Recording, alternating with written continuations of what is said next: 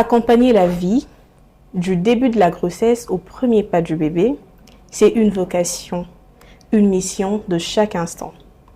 Aujourd'hui, nous allons aborder un sujet qui nous touche tous et particulièrement toutes.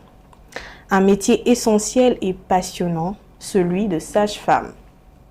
Et pour en parler, nous avons l'honneur de recevoir une experte, une femme dont l'expérience et le dévouement illuminent ce domaine. J'ai le plaisir d'accueillir aujourd'hui Madame Stéphie Lwaoula. Ensemble, nous allons plonger dans les coulisses de cette profession, découvrir ses défis, ses joies et l'impact profond qu'elle a sur les familles. Je suis Eunice Damasala, bienvenue sur ces plateaux de Femmes Épouses Mères. Surtout ne zappez pas, on se retrouve tout à l'heure.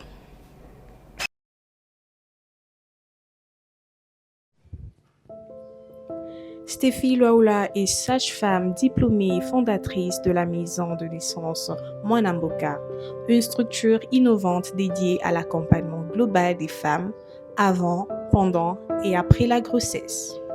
Femme de terrain, passionnée et engagée, elle milite pour une maternité respectée, informée et centrée sur les besoins réels des femmes congolaises. À travers son approche à la fois scientifique, humaine et spirituelle, elle accompagne chaque femme avec douceur, pédagogie et force. Qu'il s'agisse de suivi gynécologique, des préparations à l'accouchement, de rééducation du périnée ou de soutien postpartum.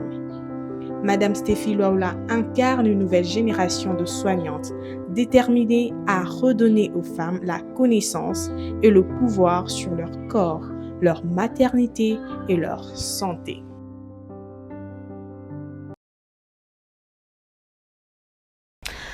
Je vais vous avouer quelque chose. Quand j'ai eu mon enfant, j'ai nourri cette envie de devenir sage-femme ou pédiatre. En tout cas, je trouve que c'est quelque chose de merveilleux.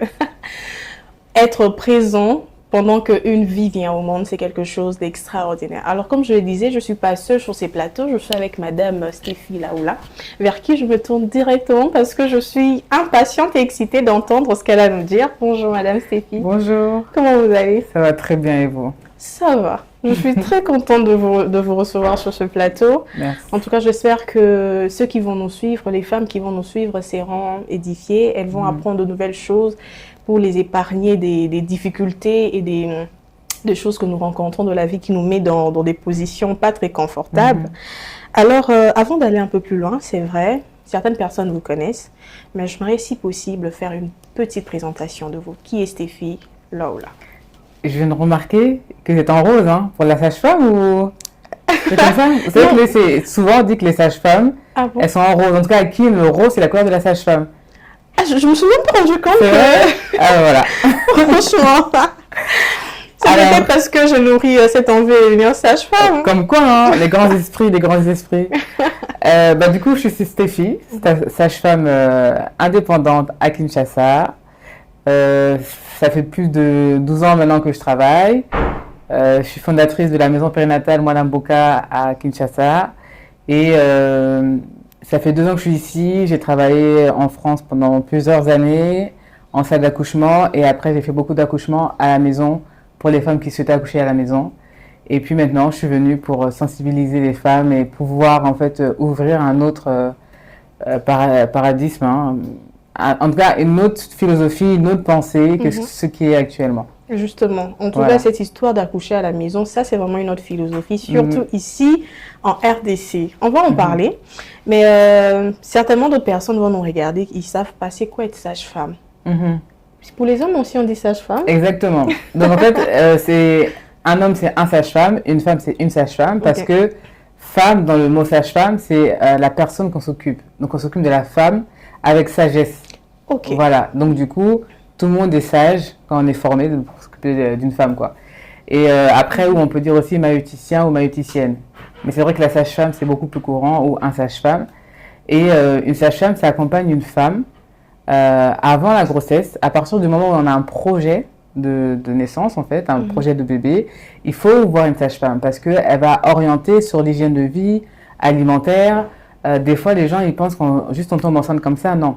Il y a beaucoup de choses qu'on sait qui permettent d'éviter des fausses couches. Et pour ça, il faut voir une sage-femme, une professionnelle de santé ou un gynécologue qui va nous expliquer un peu, ok, là, il faut arrêter de manger ça, plutôt favoriser ça, plutôt, pour que justement il y ait une meilleure ovulation, pour qu'il y ait une meilleure fécondation et qu'il y ait aussi un meilleur embryon avec tout ce qu'il faut à l'intérieur. Donc elle commence avant la grossesse, pendant la grossesse. Elle fait aussi des suivis gynécologiques parce qu'elle fait aussi tout ce qui est contraception, du coup l'accouchement, après l'accouchement, l'allaitement, le postpartum, la rééducation du périnée. C'est un métier en fait qui est vraiment polyvalent et qui est vraiment riche du coup. En tout cas, je pense qu'avec tout ce que vous êtes en train de dire, c'est vraiment important que nous puissions, si ça se dit, reposer encore les bases. Parce que quand vous dites que la sage-femme peut aussi assurer le suivi gynécologique, en tout cas, c'est pas vraiment la conception qu'on a dans le pays. C'est souvent, tu vas voir ton gynéco, mais la sage-femme est là pour peut-être des conseils, les contractions et tout. Alors dites-nous, comment ça se passe un suivi gynécologique en tant que sage-femme? Alors ça dépend des régions. À Kinshasa, c'est vrai que c'est très gynécologue, mais il y a des régions où les sages-femmes sont indépendantes. Mais on essaie justement de développer ce métier parce qu'aujourd'hui, la sage-femme est égale à accouchement. Donc en dehors de ça, elle n'est pas là, alors qu'on est vraiment polyvalente. Et du coup, une femme qui a une mycose ou une infection vaginale ou une infection urinaire, elle peut aller voir la sage-femme. La sage-femme va s'occuper de traiter en fait les symptômes, quoi, parce que c'est pas grave, c'est quelque chose de courant. Tout ce qui est pathologique, là, on peut aller voir le gynécologue. Mais des infections basiques de la sphère génitale, en fait, la sage-femme peut s'en occuper sans problème. En tout cas, ça, c'est quelque chose que j'apprends parce que nous, quand ça va pas, c'est gynéco directement. Alors, quels sont les défis que vous rencontrez en tant que sage-femme en général, avant que nous puissions nous focaliser sur la région, sur Kinshasa et tout, en général? Les plus grands défis, je dirais, c'est la peur de l'accouchement parce que on est dans une société, en fait, où tout simplement, les femmes ont peur parce qu'elles sont entourées de femmes qui ne rassurent pas sur l'accouchement parce qu'elles-mêmes ont vécu des traumatismes. Et du coup, on grandit avec ça et on a du mal à déconstruire qu'en fait, l'accouchement peut être un moment aussi sympa, qu'avoir des contractions, ça peut être pas forcément douloureux, et si c'est douloureux, ça peut être agréable quand même à supporter, pas comme on le dit en fait. Et je pense que ça, c'est le plus gros défi, c'est de convaincre les femmes à se préparer, à bien accoucher et à avoir toute cette connaissance-là. Parce que quand je reçois par exemple des couples qui apprennent des choses, qui apprennent comment le corps fonctionne et comment accoucher, ils sont beaucoup plus sereins et ces couples-là, peu importe là où ils accouchent, qui sont vraiment en fait fortifiés et en fait ils ont vraiment cette, je sais pas comment expliquer, mais ils ont cette force-là de dire à sa femme, écoutez, nous on veut pas ça, laissez ma femme faire ça, laissez-la comme ça, en fait parce qu'il a cette connaissance-là.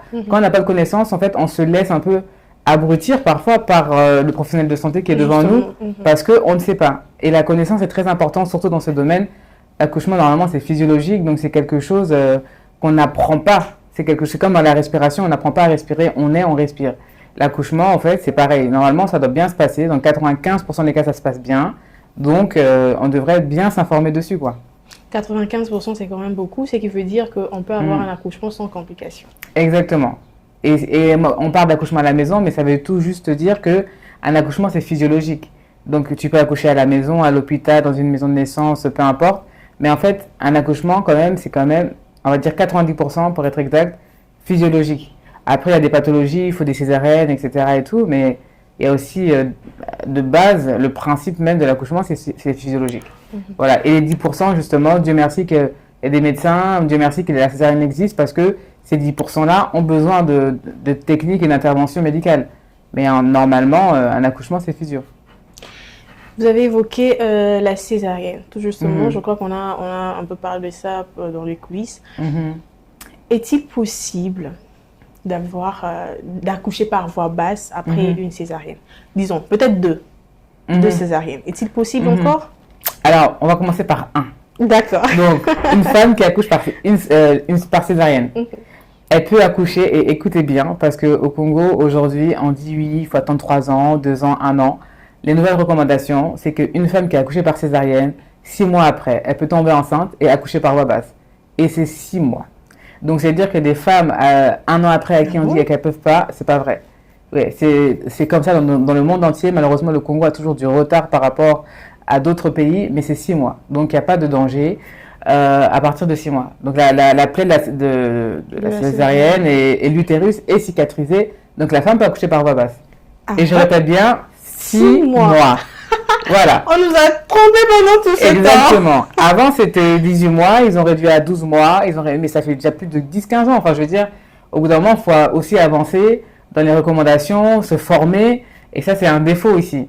Et après, il ne faut pas oublier que la césarienne, c'est quand même aussi financier. Et il faut le dire et il faut aussi le dénoncer. Parce que, en fait, il y en a qui jouent sur votre méconnaissance pour justement entraîner et engrainer une autre césarienne alors que vous êtes dans votre droit d'accoucher par voie basse. Bref. Donc, après... c'est quand même pas une fatalité. Oui, c'est pas une fatalité. Mais c'est bon à savoir. Ouais. Voilà, c'est bon à savoir. On ne dit pas que la césarienne c'est mauvais. On dit juste qu'une femme qui souhaite accoucher par voie basse, il ne faut pas lui empêcher en lui mentant, en disant que non, madame, il faut attendre 1, 2, 3 ans. C'est juste avoir les bonnes connaissances pour faire les bons choix. Et puis après, si une femme a eu 2 césariennes, elle peut accoucher par voie basse. Si les 2 césariennes ont été pour un motif qui ne contraint pas un accouchement par voie basse, elle peut accoucher par voie basse. Par contre, 3 césariennes, impossible. C'est-à-dire qu'après, selon les recommandations internationales aujourd'hui, 3 césariennes, après c'est que des césariennes. Et maximum 5 césariennes normalement qu'une femme peut faire. Ok, super. Alors, avant que nous puissions aller sur d'autres questions rapidement, c'est vrai, vous avez quand même épinglé ça pendant que vous étiez en train de parler. Mais qu'est-ce que vous faites exactement dans votre maison de naissance, c'est ça? C'est ça. Votre maison de naissance. Parce que, faut le dire, il y a quand même pas mal de personnes qui auront du mal à venir, surtout que, comme on l'a dit, la pensée et la culture nous dit qu'il faudrait être nécessairement dans une maternité à l'hôpital et tout. Alors, peut-être que les gens venir à la maison de naissance, ils se disent, peut-être ça va pas marcher, il y aura des complications, l'enfant va faire ceci. Alors, qu'est-ce que vous faites exactement dans votre maison de naissance et comment vous donnez de l'assurance à toutes ces femmes-là qui viennent auprès de vous? Alors, du coup, à la maison périnatale Mwana Mboka, qui est à GB, donc à Kinshasa, moi, je suis beaucoup de femmes. Il y a beaucoup de femmes que je suis, mais elles n'accouchent pas forcément à la maison périnatale. Hein. C'est-à-dire que moi, les femmes, elles sont libres, en fait. Donc, c'est-à-dire qu'elles peuvent être suivies et accoucher à la maison de naissance. Elles peuvent ne pas être suivies au début et elles viennent en plein milieu et y accoucher. Ou elles peuvent être suivies tout le long et accoucher ailleurs. Il n'y a pas ce côté-là où vous êtes là, vous y restez. Donc, c'est ce côté-là aussi qui est sympa, je trouve, parce que les femmes, elles sont libres, en fait. Parfois, la femme, j'ai l'impression que, comme elle est avec ce médecin, il ne faut pas qu'elle bouge jusqu'à la fin. Sinon, le médecin va engueuler ou sinon, elle aura des comptes à lui rendre. C'est vraiment ça. Vous avez des comptes à rendre à personne, en fait. C'est votre corps, c'est vos choix.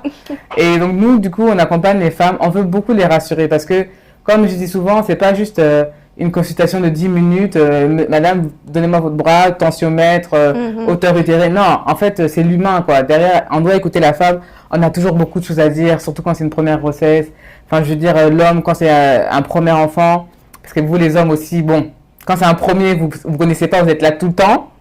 Les deuxièmes et troisièmes, vous êtes là moins souvent. Donc, ça, c'est une parenthèse. Ça, c'est moi. Ils sont tout le temps là, au petit chemin, mais après, bon. Après, ils connaissent. Bon, soit. Mais en tout cas, c'est pour dire que on est toujours là pour la femme, pour l'écouter. Et c'est vrai que nous, nos consultations, elles durent minimum 30 minutes, parfois 1 heure. Mais voilà, il faut ce temps-là, je pense, pour les femmes. Du coup, on les rassure tout le temps. Et c'est important. C'est pas juste une femme a un problème. Oui, madame, c'est normal. Ok, c'est normal, mais qu'est-ce que tu peux faire justement pour soulager ce mot? Qu'est-ce que tu peux faire pour aller mieux, etc. Donc, c'est vraiment une écoute attentive qu'on a. Et d'ailleurs, cette écoute-là, je l'ai en consultation. Mais même sur les réseaux, je reçois des dizaines de messages tous les jours. Et en fait, je prends toujours le temps de répondre parce que je sais que voilà, j'ai des femmes qui me suivent dans le monde entier pour le coup, et pas qu'au Congo. Mais voilà, en tout cas, on accompagne. Et la spécificité de la maison de naissance, c'est que les femmes, elles accouchent dans l'eau. Donc en fait, si elles veulent, quand elles arrivent en travail, la douleur est diminuée quand elles rentrent dans l'eau. Donc on a une piscine gonflable qu'on met dans la chambre. Soit elle accouche dedans, elle ne veut pas y sortir, parce qu'en fait elle est tellement bien qu'elle ne veut plus sortir, elle accouche dedans. Ou soit elle sort et puis elle accouche à 4 pattes, debout, accroupie, assise, enfin voilà. En tout cas, elle accouche dans n'importe quelle position, sauf en position gynécologique sur le dos, parce que ce n'est pas une position qui favorise la descente de l'enfant, comme on voit dans tous les films ou actuellement ce qui se fait, quoi. Voilà. Donc on est dans ça, on est dans l'accompagnement avant la grossesse, pendant. Il y a des femmes qui souffrent de vaginisme. Donc ça, c'est une pathologie entre guillemets, mais c'est des femmes, par exemple, qui ont du mal avec la pénétration sexuelle. Voilà, donc ça veut dire que elles sont en couple, mais elles n'arrivent pas, en fait, le mari n'arrive pas à rentrer le pénis. Et ça, c'est beaucoup de femmes en souffrent, peu de personnes en parlent. Voilà, nous, on accompagne aussi dans ça. Il y a des femmes qui ont des douleurs pendant les rapports, on les accompagne dans ça. En fait, toutes les douleurs qu'une femme a, elle ne doit pas avoir de douleurs normalement une femme. Normalement, une femme doit vivre sereinement, avec ses cycles. Et en fait, à partir du moment où on a des douleurs pendant les règles, des douleurs pendant les rapports, des douleurs autres après un accouchement, on est là pour vous accompagner parce que c'est pas normal d'avoir mal trop longtemps, en tout cas, sans identifier la source. Avec juste un c'est normal, madame, ça va aller, c'est dans la tête. Non, c'est pas dans la tête. En tout cas, pas que. En tout cas, quand vous dites les femmes sont libres d'accoucher dans toutes les positions qu'elles veulent, certainement les gens à la maison vont dire oh, Marc-Moi Mindé, les choses de blanc. Mais je crois que c'est possible. Carrément. Bon, on le voit sur Internet, mais ici, en tout cas, moi, je n'ai pas encore vu ou entendu quelqu'un qui a accouché dans une autre position, hormis la position gynécologique dont vous avez parlé. Mais ça se fait, hein. Après, c'est de plus en plus, c'est-à-dire que les sages-femmes, là, de plus en plus, elles sont formées et sensibilisées aux soins humanisés, justement à respecter la position de la femme. Après, c'est pas toutes les sages-femmes, pas tous les hôpitaux. Ça commence petit à petit. Maintenant, il faut communiquer, sensibiliser. Et les femmes aussi, parce que c'est pas que les sages-femmes. Donc, c'est-à-dire que le temps que ça arrive chez toutes les sages-femmes, les femmes doivent savoir qu'elles peuvent accoucher dans la position qu'elles souhaitent. Elles doivent connaître aussi comment leur corps fonctionne pour aussi s'imposer le jour de l'accouchement. En tout cas, c'est intéressant. Vous avez dit que vos consultations durent en général 30 minutes. Minimum. Minimum. En tout cas, là, c'est rassurant parce que la personne a le temps de se défouler quand même. Exactement. C'est un suivi psychologique et émotionnel en même temps. Exactement. En tout cas, là, c'est rassurant. Moi, je suis rassurée. Je ne sais pas pour ceux qui vont nous suivre. En tout cas, moi, je suis rassurée parce que j'ai le temps de me plaindre, je peux dire comme ça, et de soulever tout le problème et tout. Mais y a-t-il une position vraiment que vous conseillez très souvent aux femmes enceintes quand ils viennent accoucher? Toutes les positions, sauf la gynéco. C'est-à-dire que, parce qu'en fait, on ne peut pas savoir dans quelle position le bébé va se mettre. Et même la femme elle-même ne sait même pas dans quelle position elle va se mettre pendant l'accouchement parce que c'est son bébé qui va l'orienter en fonction de comment il descend. Et elle-même, en fait, c'est comme quand vous dormez. Vous voyez, quand vous dormez, quand vous mettez à gauche, peut-être il va taper, donc vous êtes obligé de vous mettre de l'autre côté, et là vous vous dites, ah ok, là t'es bien, et bien l'accouchement c'est pareil. Donc il va se mettre dans une position, si vous avez mal dans cette position, c'est que c'est pas cette position-là, et alors vous allez vous mettre dans une position qui va en plus vous soulager, c'est que lui aussi est bien, et du coup c'est tellement spontané, il n'y a personne pour vous dire, fais comme ça, mets-toi comme ci, mets-toi comme ça, parce que c'est spontané en fait. En tout cas, j'apprends beaucoup de nouvelles choses ici. Encore coupe cette caméra, comme ça je vais apprendre et puis je vais vous raconter après. Est-ce que ça vous vient à la tête quand même d'organiser des conférences comme ça ou des séances de, je sais pas moi, des enseignements pour les sages-femmes? Parce que ce que vous dites, c'est en cours. C'est en cours. C'est en cours. Il y a beaucoup de choses, on est quand même débordé mine de rien, mais il y a beaucoup de choses qu'il faut qu'ils se mettent en place. Mais il faut. Donc moi, je peux venir apprendre pour devenir sage-femme. Mais oui, il faut apprendre. Mais après, c'est moi, personnellement, je ne certifie pas les diplômes de sage-femme. Okay. Ce qui est mieux, c'est celles qui sont déjà formées, qui viennent ensuite se perfectionner. Parce que comme ça, elles sont dans les écoles, elles ont vraiment un parcours bien spécifique, les 3-4 ans qu'elles font. Et après, elles viennent se perfectionner justement pour être dans la physiologie. Mais déjà, étant donné que la maison périnatale, c'est la première maison de naissance au Congo, du coup, les étudiants déjà commencent à venir à voir, à comprendre comment ça marche parce que avant, on enseignait les maisons de naissance, mais ils ne voyaient pas en fait. Ils voyaient ça que dans les vidéos ou dans les livres. Là, maintenant, il y a ça ici, donc il faut profiter de l'occasion, quoi. Wow. Il faudrait profiter de l'occasion. En tout cas, si vous êtes convaincu, allez là-bas. En tout cas, je crois que vous serez bien accueillis. Un accueil chaleureux vous attend de l'autre côté dans la maison de naissance Mwana Mboka. Alors, quels sont les enjeux actuels et les avancées technologiques dans ces métiers? Les enjeux au Congo, déjà au Congo, vous savez ça fait déjà plusieurs années maintenant qu'on est dans la gratuité de la maternité. Et ça, c'est une réalité qui fait que c'est cool pour les femmes, elles ne payent pas. Mais alors derrière, moi je suis du côté des sages-femmes qui ne sont pas payées, qui travaillent depuis des mois et des mois sans être payées et qui ont une famille à nourrir. Et en fait, c'est des sages-femmes, parce qu'elles sont humaines, elles travaillent par leur conviction et par leur dévouement au métier. Mais elles ne peuvent plus bien travailler dans des conditions comme ça. Donc, c'est-à-dire que, ok, c'est gratuit pour les femmes, elles ne payent pas, mais les femmes ne sont pas payées. Alors, les sages-femmes ne sont pas payées, pardon. Alors, comment vous pensez que ces femmes-là vont être prises en charge? Donc, il y a cette complexité-là, il y a un manque de matériel, il y a un manque de ressources dans certains hôpitaux.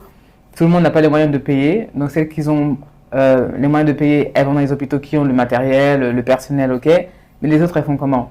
Et ça, c'est un enjeu qui est capital parce qu'on met la gratuité, c'est bien, mais il faut faire un suivi des paiements des sages-femmes parce que les sages-femmes, c'est quand même celles qui sont en premier lieu. Hein. Donc, c'est-à-dire que tu as une mauvaise sage-femme, tu meurs. Donc, il y a tout intérêt à avoir une bonne sage-femme qui s'occupe de toi, qui est payée, qui est bien formée, parce qu'en fait, on meurt encore d'hémorragie alors que c'est quelque chose qui devrait être bien géré aujourd'hui. Et ça, c'est un des enjeux majeurs, je trouve, aujourd'hui au Congo, et la formation des sages-femmes. Une bonne formation pour la gestion de l'hémorragie, parce que si tu gères une hémorragie, bah, tu gères un décès. Donc, les hémorragies, il y en a dans le monde entier. Donc, ça serait dommage qu'on en meure qu'ici, quoi. Donc, voilà, il faut gérer ça. Je trouve que ça, c'est des enjeux principaux.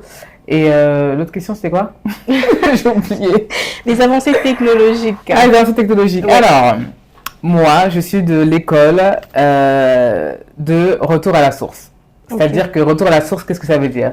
Moi, la grand-mère de ma grand-mère, donc ça fait quand même un, elle n'accouchait pas sur le dos, sur un lit, elle accouchait accroupie, elle était dans sa maisonnette, en paille là, et puis elle partait justement accoucher. Il y avait des plantes qui étaient assez tranchantes, qui tranchaient le cordon une fois que l'enfant naissait.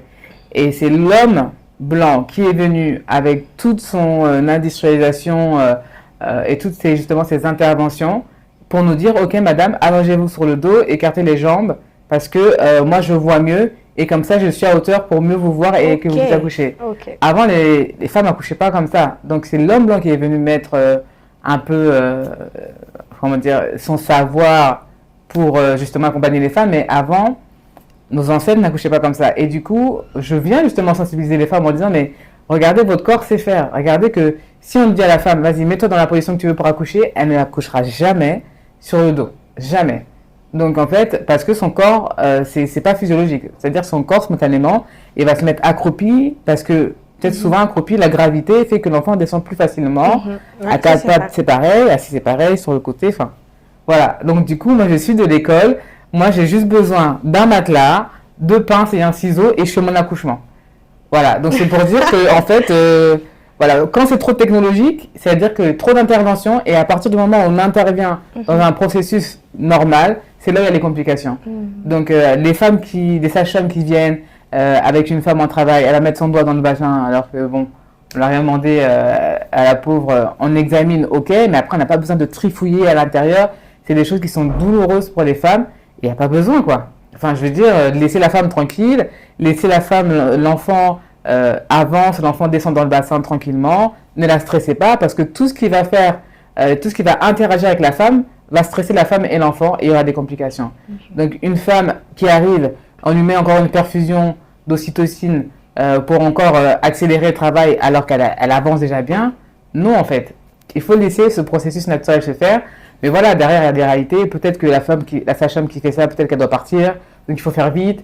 Donc, il faut être dans quelque chose d'assez sain pour les femmes parce qu'on est là pour elles à la base. Donc, avoir cette écoute, cette bienveillance, beaucoup l'ont, mais d'autres l'ont pas. Et c'est une réalité parce qu'il y a quand même beaucoup de maltraitance qu'il faut aussi dénoncer. Et moi, je dis toujours aux femmes, dénoncez les maltraitances parce que quand vous ne parlez pas, en fait, ça continue et ça va jamais s'arrêter, quoi. Justement. En tout cas, ce que vous dites, ça donne la sensation d'être à la maison, d'être tranquille, d'accoucher dans la paix, pas trop de stress, on voit les médecins, on voit tout le monde qui passe de partout, ça rassure quand même. Alors si vous devriez dire quelque chose à une femme enceinte en ce moment, que lui diriez-vous?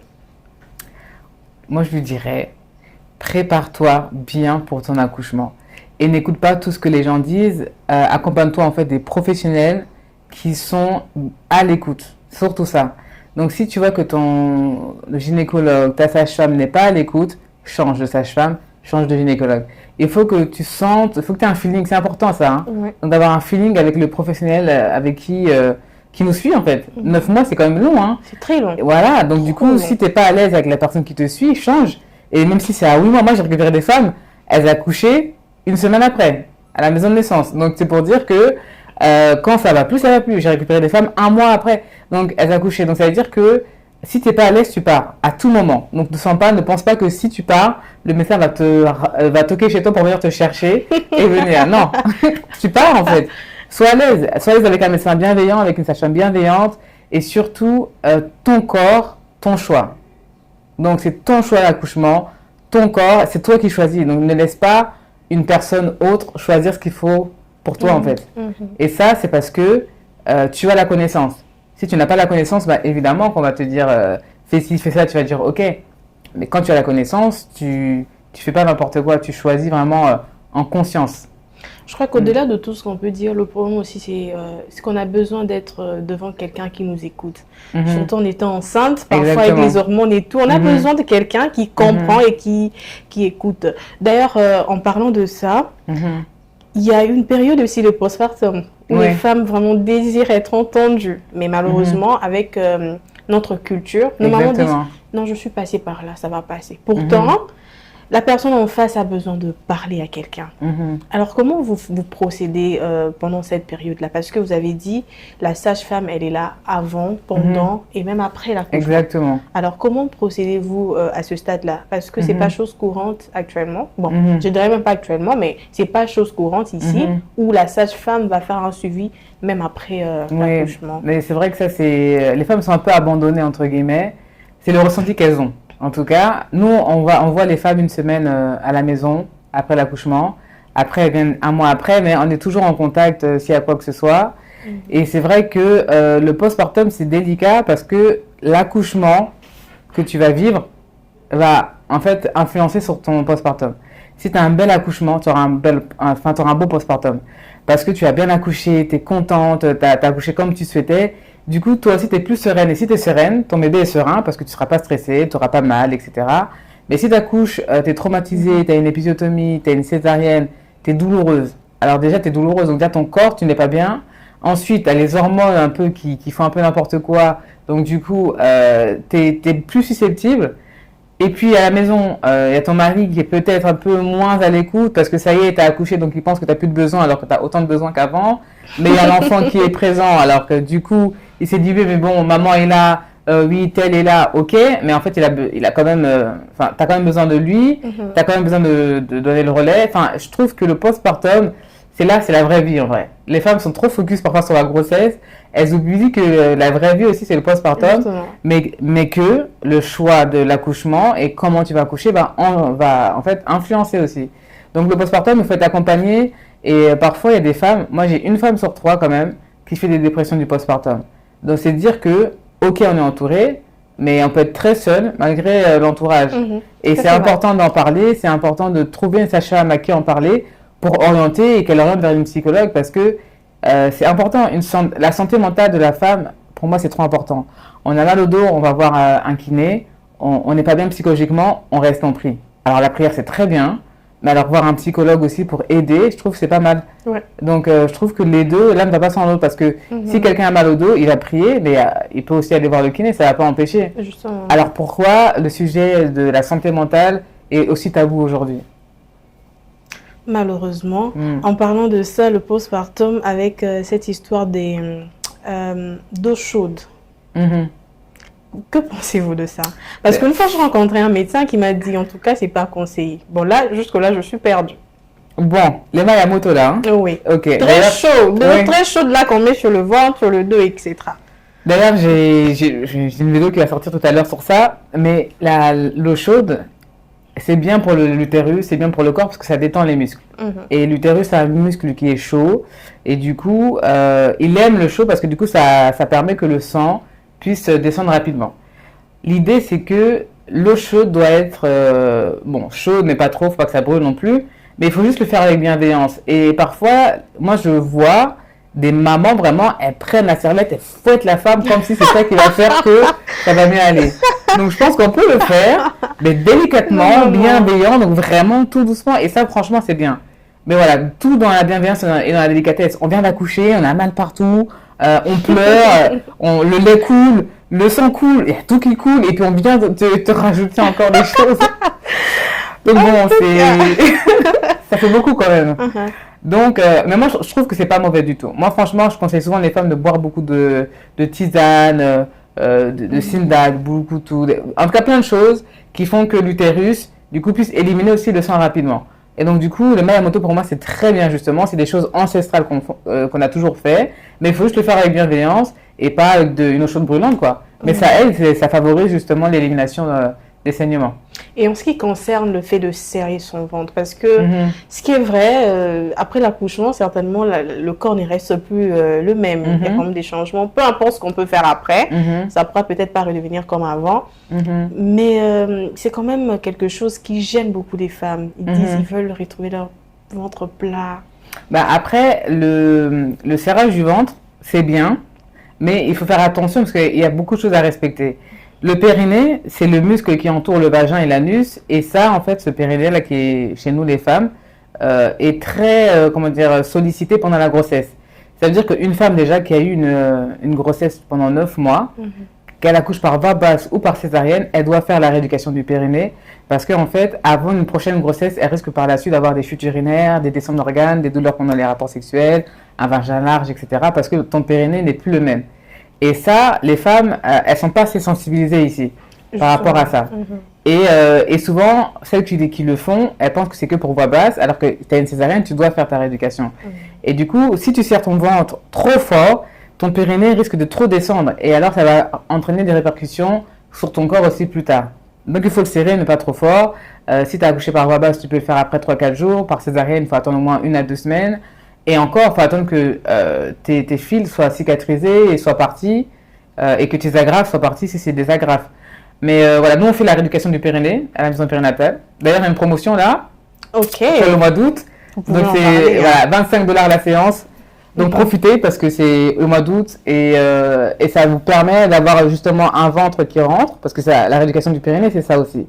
Les abdos, le ventre qui rentre, le périnée, ça veut dire qu'il n'y a plus de pets vaginaux. Donc ça veut dire que le vagin qui est large comme ça, avec un pénis qui rentre comme ça, c'est compliqué. On n'a plus les mêmes sensations, donc ça resserre aussi le vagin, ça évite justement les descentes d'organes, et la rééducation du périnée, elle doit se faire, même si ça va coucher 1 an, 2 ans, 3 ans après. En fait, avant une prochaine grossesse, il faut la faire. C'est important. En tout cas, je suis en train d'apprendre des choses que je connaissais pas du tout avant. On apprend tous les jours. C'est génial. Alors, donc, hâtez-vous pour ceux qui en ont besoin. En tout cas, il y a une promotion, $25 la séance. C'est ça. Donc, ça va, les nombres des séances vont varier d'une personne à une autre. Exactement, parce qu'il y a des femmes, par exemple, elles ont des fuites urinaires, elles ont peut-être besoin de 6-7 séances, d'autres peut-être que de 4 séances. En fait, ça dépend vraiment de chaque problématique. Et il y en a qui ont des fuites urinaires, elles restent comme ça pendant des années, les pauvres. Alors que franchement, elles font la rééducation du périnée et c'est fini, quoi. Donc c'est dommage qu'il n'y ait pas plus d'informations sur ça. En tout cas, ne vous en faites pas. Vous aurez toutes les coordonnées sur le bas de votre écran, et même à la fin de l'émission, il y aura tout, l'adresse de la maison de naissance, Mwanamboka, vous aurez tout. N'hésitez pas à rester avec nous, on se retrouve tout à l'heure.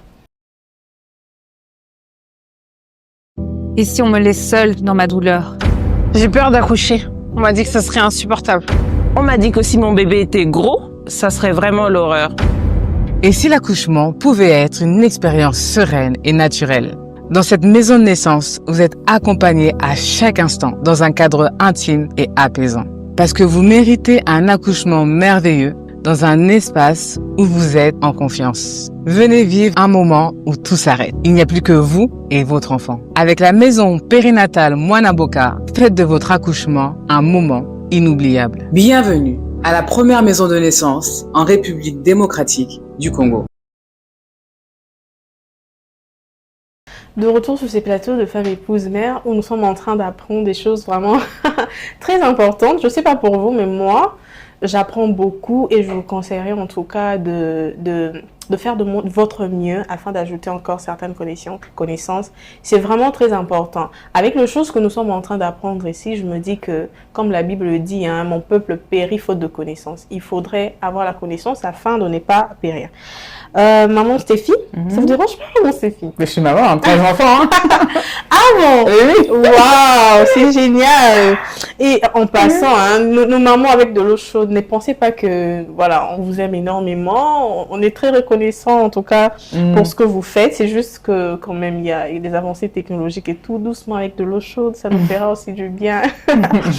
Madame Stéphie, nous aimerions parler un peu du fait que la femme, après l'accouchement, elle a besoin de prendre son temps, d'apprendre encore à se sentir elle-même, surtout qu'elle a porté une vie dans son ventre. Alors, pensez-vous qu'il y a un temps où la femme doit respecter afin de se sentir encore elle-même pour ensuite penser une autre grossesse?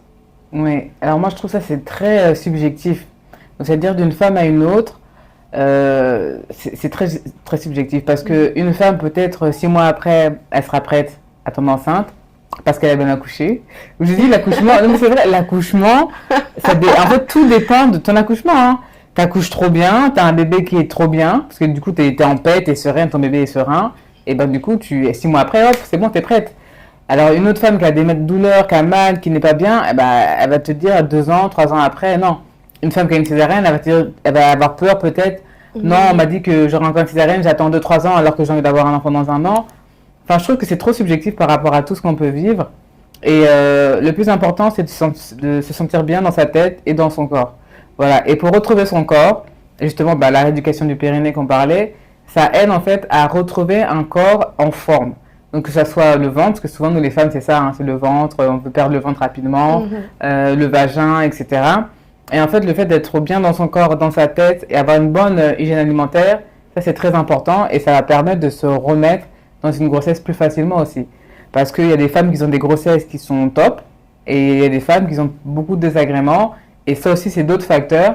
Après que tu attends une fille ou un garçon, parfois les grossesses ne sont pas les mêmes et tout ça joue. Donc il y a beaucoup de facteurs qui font que une femme, elle sera peut-être mieux après 2-3 mois, elle se remet dedans, d'autres après 2-3 ans, d'autres après 1 an, enfin voilà. C'est très subjectif. Super, mais j'ai quand même une question comme ça, je en passe. C'est que j'entends souvent, surtout avec le moment, qui disent que la grossesse d'une fille et d'un garçon, c'est différent, c'est vrai? Souvent quand même, ouais. Il y a quand même des petites différences en fonction d'une femme, ouais. Ok, parce que je voulais quand même savoir. Alors, parlez-nous un peu de l'accompagnement à l'allaitement. Parce qu'il y a beaucoup quand même de choses qui se disent. Juste l'allaitement exclusivement. Pas de dos à l'enfant, même quand on est... je vois, il fait très chaud en RDC. Alors, parlez-nous un peu de ça, l'accompagnement à l'allaitement. Ah, l'allaitement. Ça aussi, c'est encore un sujet où les sages-femmes, je trouve, ici, ne sont pas bien formées.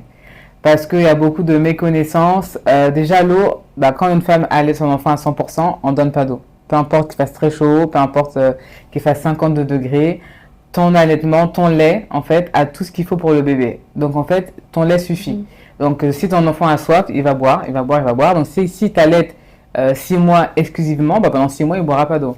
Voilà. À partir du moment où on mixte, donc c'est-à-dire à partir du moment où on donne du biberon ou un lait artificiel, là, on peut donner de l'eau parce que, justement, il n'est pas 100% allaité au sein. Mais sinon, on ne donne pas d'eau si c'est un allaitement 100% au sein.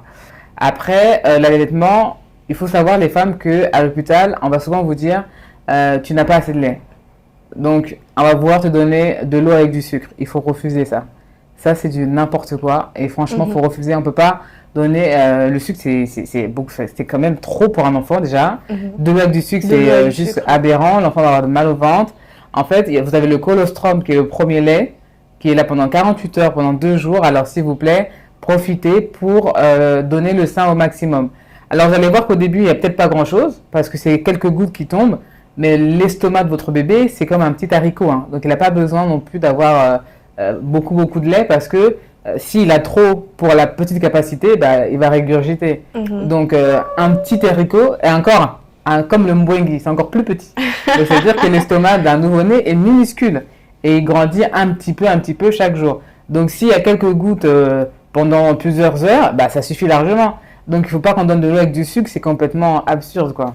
Donc, plus vous stimulez, plus vous mettez votre bébé au sein, plus le lait va monter et un bébé ne se laisse pas mourir de faim. Donc, vous avez tout ce qu'il faut parce que déjà, votre sein change de consistance et pour justement allaiter cet enfant. Donc, il faut vraiment avoir confiance en vous. Vous avez du lait, vous en avez assez. Et si vous vous dites que vous avez du lait, c'est que vous en avez. Le mindset est très important aussi. Ne vous faites pas influencer par les sages-femmes qui sont peut-être parfois un peu fatiguées et qui, par facilité, donnent de l'eau avec du sucre ou alors du lait artificiel. Non, votre lait est important, donnez-le. À partir du moment où on donne de l'eau avec du sucre ou du lait artificiel dès les premiers jours, ça entraîne beaucoup de choses au niveau du transit intestinal chez l'enfant. Ça entraîne des dérèglements, des coliques, parfois très tôt. Donc, il faut éviter de faire des mélanges alors que l'enfant n'en a pas besoin. Donc, en donnant de l'eau à un nouveau-né, ça peut lui causer des coliques. En fait, il n'y en a pas besoin si vous allaitez au sein. Vous allaitez au sein. Mais c'est sans danger. C'est sans danger, mais c'est pas top parce que du coup, ça entraîne des désagréments au transit. Mais moi, c'est l'eau avec du sucre, hein. Parce que ça, c'est ce qu'on donne pour remplacer un peu le lait en attendant que la maman ait du lait. Alors qu'elle a du lait dès le départ, quoi. Je suis persuadée que beaucoup de gens ont des questions qui sont restées. Voilà, ils ont des questions en suspens. Alors, ne vous dérangez pas, posez vos questions. Vous pouvez toutefois contacter directement Madame Stéphie ou vous pouvez poser des questions. En tout cas, ce qui est sûr, vos questions arriveront chez Madame Stéphie. Et si Dieu fait grâce, nous pourrons encore nous revoir pour répondre à certaines questions, à moins que Maman Stéphie soit d'accord.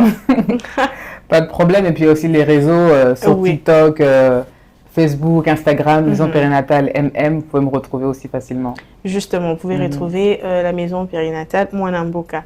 Alors, Madame Stéphie, un mot de la fin. Que diriez-vous à toutes ces femmes qui vous regardent aujourd'hui? Alors, on a parlé beaucoup d'accouchement. Il faut savoir que Métanoïa, c'est une chaîne chrétienne du coup. Hein. Voilà. Un accouchement, c'est spirituel. Hein. Être sage-femme, ça nous ouvre une porte à beaucoup de choses. Autant on accompagne la vie, autant on accompagne aussi la mort, parce que voilà, c'est des réalités. Et il faut beaucoup prier, parce que la conscience d'une conception d'un enfant commence déjà spirituellement parlant. Donc ça veut dire que ton enfant, tu l'appelles, tu le déclares, le Seigneur le manifeste. Et du coup, c'est important de prier pendant toute ta grossesse. C'est important de prier pour ton travail, pour ton accouchement, parce que tout est spirituel. Et à tout moment, en fait, il peut y avoir du désordre. Alors, il faut être concentré. Et nous-mêmes, les sages-femmes, en tout cas, moi, je prêche pour ma paroisse. Pour moi, il n'y a pas... C'est-à-dire que toutes mes patientes que je suis, peu importe qui c'est, je prie pour elles, parce que c'est le qui accouche aussi, parce qu'en fait, il y a beaucoup de choses. Il y a plus de spirit que de matière, quoi. Donc, il faut beaucoup prier, c'est très important. Donc ça, c'est déjà de base pour les accouchements, c'est important, je le rappelle. Et je parle à toutes les femmes, et que ce soit enceinte, pas enceinte, en projet, pas en projet, toutes les femmes, on est toutes concernées. En fait, faites-vous confiance. Donc, écoutez-vous. Si vous avez quelque chose qui ne va pas, et que vous sentez que ça ne va pas, vous allez voir 1, 2, 3 médecins, ils vous disent la même chose, vous continuez. Il faut persévérer. En fait, il faut trouver une personne qui est à l'écoute. C'est trop important. Parce qu'il y a des femmes qui meurent comme ça. Il y a des femmes qui ont des cancers comme ça. Il y a des femmes qu'on n'a pas écoutées, qu'on a négligées et qui malheureusement sont décédées aujourd'hui. Alors écoutez-vous. Et je pense qu'on a toujours en nous cet instant, cette chose qui nous dit non, mais il y a quelque chose qui ne va pas. Je sais qu'il y a quelque chose qui ne va pas. Mais parfois on ne s'écoute pas parce que le médecin dit que c'est normal, parce que l'homme a dit que c'est normal. Écoutez-vous les femmes, c'est important. Et voilà, écoutez-vous.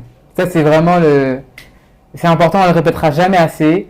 Écoutez-vous. Vous êtes puissante, vous êtes forte, alors écoutez-vous.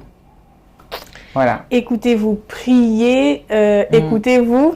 Et surtout, quand vous sentez que ça ne va pas, la Maison Périnatale sera là pour vous écouter. À l'écoute pour vous, mesdames. Je suis très ravie, j'ai été très ravie de partager ces moments avec ceux qui nous regardent et surtout beaucoup avec vous, Madame Stéphie. Je vous remercie beaucoup. Avec plaisir. En tout cas, j'ai beaucoup appris et je crois que je continuerai à apprendre. Je rappelle que vous avez lancé donc pour ce mois d'août une promotion pour la rééducation du périnée. Voilà. Alors, c'est pour vous les femmes, c'est pour vous les dames. N'hésitez pas à contacter la Maison Périnatale Mwanamboka et vous serez accueillis. Je rappelle, un accueil chaleureux vous attend là-bas. J'espère que nous allons nous revoir bientôt par la grâce de Dieu afin d'aborder aussi d'autres angles, d'autres sujets que Dieu nous donnera. Pourquoi pas un sujet qui viendra de vos questions. Posez vos questions, je le dis encore, et vous aurez de réponses comme la Bible le dit. Demandez et on vous donnera. Alors on se retrouve prochainement, si Dieu le veut. D'ici là, portez-vous bien. Au revoir. Depuis mars 2020, nous avons mis en place une chaîne de télévision avec des programmes de qualité qui vous gardent dans la foi et dans la communion avec le Saint-Esprit. Et ce, tous les jours avec une équipe très motivée et passionnée pour l'évangélisation à travers les médias. La vision que le Seigneur a mise dans nos cœurs depuis 2013 est non seulement d'orienter ses brebis vers les églises ayant une bonne doctrine chrétienne, mais surtout d'amener l'Église à abandonner sa manière de penser humaine pour épouser celle de Dieu révélée dans sa parole à travers la Bible, notre parchemin. Contenu dans un seul mot grec, métanoïa. Cela est devenu pour nous notre leitmotiv. C'est pour ça que notre cœur bat. Lorsque nous avons reçu cet appel de la part de Dieu pour démarrer ce ministère médiatique, ce fut un acte de foi que nous avons posé. Et depuis, par la grâce de Dieu, nous sommes parmi les chaînes évangéliques les plus suivies de la francophonie. Mais nous ne comptons pas nous arrêter là. Nous sommes très encouragés par vos différents messages et témoignages que nous recevons chaque jour et nous vous en remercions vivement. Mais quand mieux faire est possible, bien faire n'est jamais assez. Nous inspirons donc à bien d'autres choses, telles que intégrer les bouquets satellitaires, être capable de tourner de nouvelles émissions plus édifiantes, vous offrir des films chrétiens les plus récents et voire même traduire celles qui n'ont pas de version française. Vous faire découvrir davantage la profondeur et la richesse de la parole de Dieu enfouie dans la crème des orateurs répandus à travers le monde. Bref, vous offrir des contenus de qualité 100% chrétiens. Mais la réalité est que nous sommes butés à des difficultés de plusieurs natures. Nous avons un effectif très limité d'argent. Nous travaillons avec des bénévoles qui sont à temps partiel. L'espace où nous sommes ne nous suffit plus. Les bureaux sont trop étroits et des matériels insuffisants pour nous permettre de réaliser toutes nos prévisions afin d'atteindre nos objectifs. Voilà pourquoi nous faisons cet appel, afin d'élargir notre spectre de travail pour qu'ensemble, nous parvenions à écrire une nouvelle histoire au sein de l'Église locale. Rejoignez-nous dans cette mission de grande envergure. Faites-nous part de votre don volontaire en accédant sur notre site web ou application mobile. Cliquez sur le bouton « Donner », choisissez votre mode de paiement par Mobile Money ou Mastercard. Si vous optez pour le Mobile Money, inscrivez le montant de votre don, choisissez votre compte Mobile Money et insérez votre numéro de téléphone, puis validez votre paiement. Vous recevrez une notification confirmant votre paiement. Si vous choisissez pour un paiement Mastercard ou Visa, insérez le montant de votre don volontaire, remplissez votre identité suivi de votre numéro de téléphone, votre email, votre numéro de carte Visa ou Mastercard, la date de validité de votre carte Mastercard ou Visa, insérez les 3 chiffres du code CVV juste à l'arrière de votre carte, ensuite validez votre paiement. Vous avez aussi la possibilité de faire un virement bancaire via le numéro du compte. Pour ceux de la République démocratique du Congo, utilisez que la partie assurée. Vous avez encore la possibilité de faire une transaction via MoneyGram, Ria Money, Western Union